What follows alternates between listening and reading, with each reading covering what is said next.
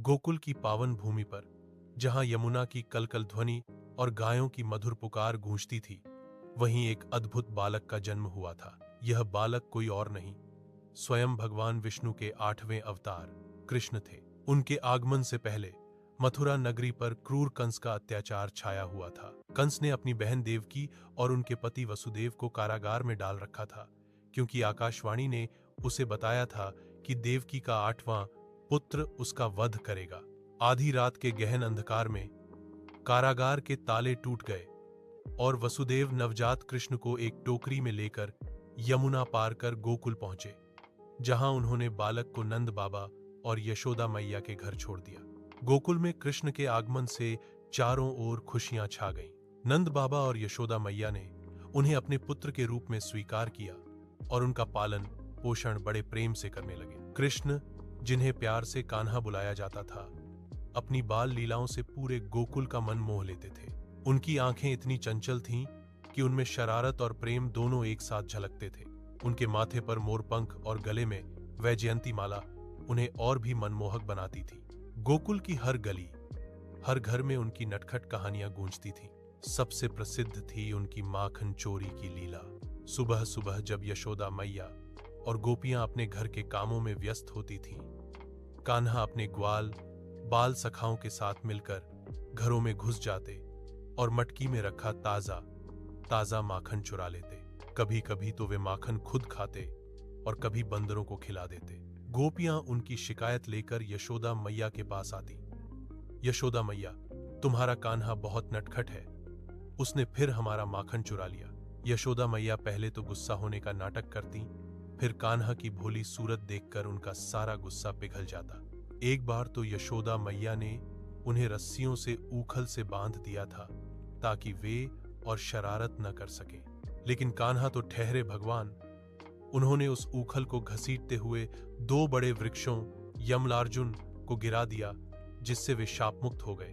इस घटना ने गोकुलवासियों को यह सोचने पर मजबूर कर दिया कि यह बालक कोई साधारण बालक नहीं है। कान्हा की लीलाएं केवल माखन चोरी तक ही सीमित नहीं थी। एक बार जब वे मिट्टी खा रहे थे, तो यशोदा मैया ने उन्हें डांटा और मुंह खोलने को कहा। जब कान्हा ने अपना मुंह खोला तो यशोदा मैया ने उसमें पूरा ब्रह्मांड देखा। ग्रह, तारे, आकाश गंगाएं और स्वयं अपने आप को भी। यह देखकर यशोदा मैया अवाक रह गईं। लेकिन कान्हा ने अपनी माया से उन्हें यह सब भुला दिया, ताकि वे उन्हें अपने पुत्र के रूप में ही प्रेम करती रहें। गोकुल में कान्हा के जन्म के बाद से ही कंस ने उन्हें मारने के कई प्रयास किए। सबसे पहले उसने पूतना नामक राक्षसी को भेजा, जिसने एक सुंदर स्त्री का रूप धारण कर कान्हा को विषैला दूध पिलाने की कोशिश की। लेकिन नन्हे कान्हा ने पूतना के प्राण ही चूस लिए और उसे मुक्ति प्रदान की। फिर कंस ने शक्टासुर को भेजा, जो एक गाड़ी के रूप में आया था, लेकिन कान्हा ने उसे एक लात से ही तोड़ दिया। तृणावर्त नामक एक और राक्षस, जो बवंडर का रूप धारण कर आया था, कान्हा को आकाश में ले गया, लेकिन कान्हा ने उसे भी धरती पर पटक कर मार डाला। ये सभी घटनाएं गोकुलवासियों के लिए आश्चर्य का विषय थी, लेकिन वे कान्हा की दिव्यता को पूरी तरह समझ नहीं पाए थे। वे बस इतना जानते थे कि उनका कान्हा कोई साधारण बालक नहीं है, बल्कि वह उनकी रक्षा करने वाला है। जैसे जैसे कान्हा बड़े हो रहे थे, उनकी लीलाएं और भी अद्भुत होती जा रही थीं। वे अपने बड़े भाई बलराम और ग्वाल बाल सखाओं के साथ गायें चराने वन में जाते। वन की हरियाली, पक्षियों का कलरव और यमुना का शीतल जल उनके जीवन का अभिन्न अंग था। लेकिन कंस के भेजे हुए राक्षस उनका पीछा नहीं छोड़ते थे। एक बार अघासुर नामक एक विशालकाय सर्प राक्षस ने गुफा का रूप धारण कर ग्वाल बालों को निगलने की कोशिश की। कान्हा ने अपनी दिव्य शक्ति से अघासुर के पेट में प्रवेश किया और उसे अंदर से फाड़कर मार डाला, जिससे उनके सभी सखा सुरक्षित बाहर आ गए। फिर बकासुर नामक एक बगुला राक्षस आया, जिसने कान्हा को निगलने की कोशिश की, लेकिन कान्हा ने उसकी चोंच फाड़कर उसे भी मार डाला। धेनुकासुर नामक एक गधे के रूप में आया राक्षस भी बलराम और कान्हा के हाथों मारा गया। इन सभी घटनाओं से कान्हा की शक्ति और दिव्यता धीरे धीरे प्रकट हो रही थी। एक दिन गोकुल में नारद मुनि का आगमन हुआ। वे नंद बाबा और यशोदा मैया से मिले और उन्हें कान्हा के वास्तविक स्वरूप के बारे में बताया। नारद मुनि ने कहा, यह बालक कोई साधारण बालक नहीं है नंद बाबा, यह स्वयं भगवान विष्णु है, जिन्होंने कंस के अत्याचारों का अंत करने के लिए जन्म लिया है। इसका जीवन एक महान उद्देश्य के लिए है। कान्हा, जो पास ही खेल रहे थे, उन्होंने नारद मुनि की बातें सुन ली। यह सुनकर उनके मन में एक अजीब सी उदासी छा गई। वे अपने प्यारे गोकुल, अपनी मैया, अपने बाबा, अपने सखाओं और अपनी गायों को छोड़कर जाना नहीं चाहते थे। उन्हें यह जानकर दुख हुआ कि उनका जीवन केवल प्रेम और लीलाओं के लिए नहीं, बल्कि एक क्रूर राजा का वध करने के लिए है। उनके नटखट मन में एक गंभीर विचार आया, क्या उन्हें सच में किसी का वध करना होगा? क्या हिंसा ही एकमात्र रास्ता है? यह विचार उनके बाल मन को विचलित कर गया। वे उस दिन चुपचाप बैठे रहे। उनकी आंखों में एक अनजानी उदासी थी, जिसे यशोदा मैया भी समझ न पाई। कान्हा के मन में अपनी नियति को लेकर एक गहरा संघर्ष चल रहा था। एक ओर उनका प्रेमपूर्ण नटखट स्वभाव था, जो सभी जीवों से प्रेम करता था, और दूसरी ओर वह गंभीर उद्देश्य था, कंस का वध। वे अक्सर यमुना के किनारे बैठकर सोचते, क्या मुझे सच में किसी का जीवन लेना होगा? मैं तो सभी को प्रेम देना चाहता हूं, लेकिन जैसे जैसे कंस के अत्याचार बढ़ते जा रहे थे और उसके भेजे हुए राक्षस गोकुलवासियों को परेशान कर रहे थे, कान्हा को अपनी शक्ति का एहसास होने लगा।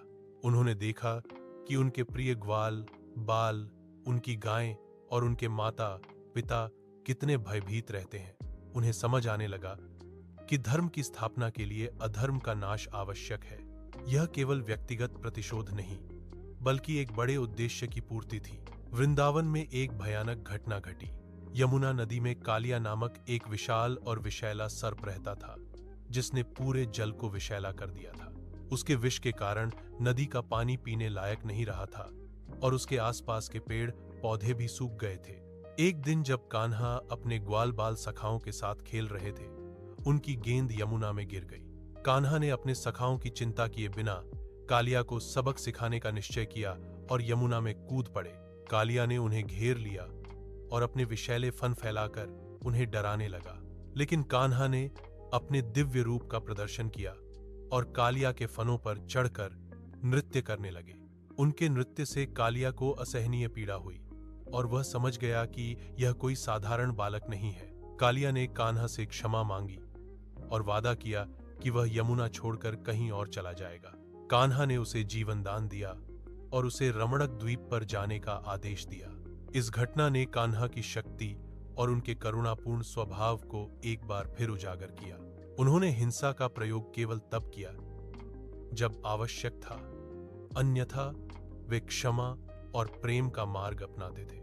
इसके बाद एक और बड़ी घटना हुई, जिसने कान्हा को गोकुल का रक्षक और एक दिव्य नेता के रूप में स्थापित किया। गोवर्धन लीला। हर साल गोकुलवासी इंद्रदेव की पूजा करते थे ताकि वे अच्छी वर्षा करें और उनकी फसलें लहलहाएं। लेकिन कान्हा ने अपने पिता नंद बाबा से पूछा, हम इंद्र की पूजा क्यों करते हैं? हमारी गायें गोवर्धन पर्वत पर चरती हैं, हमें फल और औषधियां गोवर्धन से मिलती हैं, तो हमें गोवर्धन पर्वत की पूजा करनी चाहिए। कान्हा के तर्क से प्रभावित होकर गोकुलवासियों ने इस बार इंद्र की बजाय गोवर्धन पर्वत की पूजा की। यह देखकर इंद्रदेव क्रोधित हो गए। उन्होंने गोकुल को नष्ट करने के लिए भयंकर वर्षा और तूफान भेज दिया। आसमान से मूसलाधार बारिश होने लगी और बिजली कड़कने लगी। गोकुलवासी भयभीत होकर कान्हा के पास आए। तब कान्हा ने अपनी दिव्य शक्ति का प्रदर्शन किया। उन्होंने अपने बाएं हाथ की सबसे छोटी उंगली पर पूरे गोवर्धन पर्वत को उठा लिया और सभी गोकुलवासियों, गायों और पशुओं को उसके नीचे आश्रय दिया। 7 दिनों तक कान्हा ने गोवर्धन पर्वत को उठाए रखा और इंद्र का सारा क्रोध व्यर्थ हो गया। अंततः इंद्र को अपनी गलती का एहसास हुआ और उन्होंने कान्हा से क्षमा मांगी। इस घटना ने कान्हा को केवल एक नटखट बालक नहीं, बल्कि एक शक्तिशाली रक्षक और भगवान के रूप में स्थापित किया। अब कान्हा को अपनी नियति पर कोई संदेह नहीं था। उन्होंने अपनी शक्ति को धर्म की स्थापना के लिए स्वीकार कर लिया था। उनकी उदासी अब दृढ़ संकल्प में बदल चुकी थी। कंस को जब गोवर्धन लीला और कान्हा की अन्य लीलाओं के बारे में पता चला, तो वह और भी भयभीत और क्रोधित हो गया। उसे समझ आ गया था कि उसका अंत निकट है। उसने अपने सबसे विश्वसनीय दूत अक्रूर को गोकुल भेजा ताकि वह कान्हा और बलराम को मथुरा ले आए। अक्रूर, जो स्वयं एक भक्त थे, जानते थे कि कान्हा भगवान है और उनका मथुरा जाना आवश्यक है। जब अक्रूर गोकुल पहुंचे और नंद बाबा को कंस का संदेश दिया तो पूरे गोकुल में शोक की लहर दौड़ गई। यशोदा मैया, गोपियां और ग्वाल बाल कान्हा के जाने की बात सुनकर बिलख बिलख कर रोने लगे। यशोदा मैया ने कान्हा को गले लगाकर कहा, मेरे लाल, तुम मुझे छोड़कर मत जाओ। कान्हा का हृदय भी द्रवित हो उठा।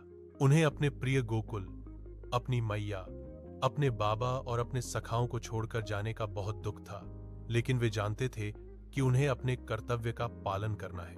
उन्होंने सभी को सांत्वना दी और वादा किया कि वे जल्द ही लौटेंगे। यह एक अत्यंत मार्मिक क्षण था जब कान्हा ने अपने बचपन की मासूमियत को पीछे छोड़कर अपने दिव्य उद्देश्य की ओर कदम बढ़ाया। अक्रूर के रथ पर सवार होकर कान्हा और बलराम मथुरा की ओर चल पड़े।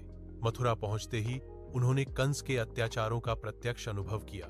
शहर में हर जगह भय और निराशा का माहौल था। कंस के सैनिक लोगों को परेशान कर रहे थे। कान्हा और बलराम ने मथुरा में प्रवेश करते ही कुछ घटनाओं से अपनी शक्ति का प्रदर्शन किया। उन्होंने कंस के धोबी को मार डाला, जिसने उनके वस्त्रों का अपमान किया था। उन्होंने कुब्जा नामक एक कुबड़ी दासी को सीधा किया और उसे सुंदर बना दिया, जिसने उन्हें चंदन का लेप लगाया था। ये घटनाएं मथुरावासियों के लिए आशा की किरण लेकर आईं। कंस ने एक विशाल धनुष यज्ञ का आयोजन किया था, जिसका उद्देश्य कान्हा और बलराम को मारना था। कान्हा ने उस विशाल धनुष को खेल खेल में ही तोड़ दिया, जिससे कंस के दरबार में खलबली मच गई। अगले दिन कंस ने एक विशाल अखाड़े का आयोजन किया, जहां उसने अपने सबसे शक्तिशाली पहलवानों चाणूर और मुष्टिक को कान्हा और बलराम से लड़ने के लिए बुलाया था। अखाड़े में हजारों लोग जमा थे, जिनमें कंस, देवकी और वसुदेव भी थे। कंस ने सोचा था कि ये बालक उसके पहलवानों के सामने टिक नहीं पाएंगे। जब कान्हा और बलराम अखाड़े में उतरे तो सभी मथुरावासी उन्हें देखकर चकित रह गए।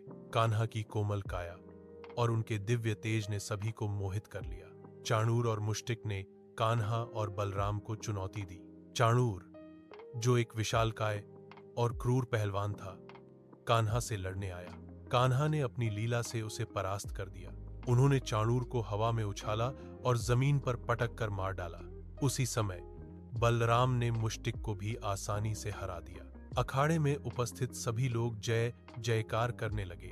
कंस भयभीत हो गया और उसने अपने सैनिकों को कान्हा और बलराम को मारने का आदेश दिया, लेकिन कान्हा को अब कोई रोक नहीं सकता था। उन्होंने कंस के सभी सैनिकों को परास्त कर दिया और सीधे कंस की ओर बढ़े। कंस, जो अपने सिंहासन पर बैठा कांप रहा था, ने कान्हा पर हमला करने की कोशिश की, लेकिन कान्हा ने उसे पकड़ लिया और उसे सिंहासन से खींचकर अखाड़े में ले आए। कान्हा ने कंस को उसके केशों से पकड़ा और उसे जमीन पर पटक दिया।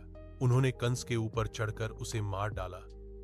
जिस कंस ने अपने माता, पिता और मथुरा वासियों पर इतने अत्याचार किए थे, उसका अंत हो गया। कंस के वध के साथ ही मथुरा में खुशियों की लहर दौड़ गई। कारागार के द्वार खुल गए और देवकी तथा वसुदेव मुक्त हो गए। उन्होंने अपने पुत्रों को गले लगाया। कान्हा ने अपने नाना उग्रसेन को मथुरा का राजा घोषित किया और उन्हें सिंहासन पर बैठाया। इस प्रकार कान्हा ने धर्म की स्थापना की और अधर्म का नाश किया। कंस का वध केवल एक राजा का अंत नहीं था, बल्कि यह बुराई पर अच्छाई की, अधर्म पर धर्म की और अन्याय पर न्याय की विजय थी। कान्हा ने अपने बचपन की लीलाओं से लेकर कंस के वध तक हर कदम पर अपनी दिव्यता, शक्ति और करुणा का प्रदर्शन किया।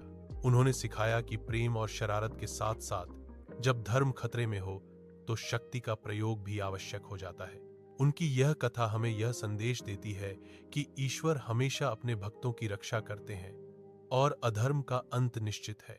कान्हा की लीलाएं आज भी हमें जीवन के हर मोड़ पर प्रेरणा देती हैं, हमें प्रेम, साहस और धर्म के मार्ग पर चलने की शिक्षा देती हैं।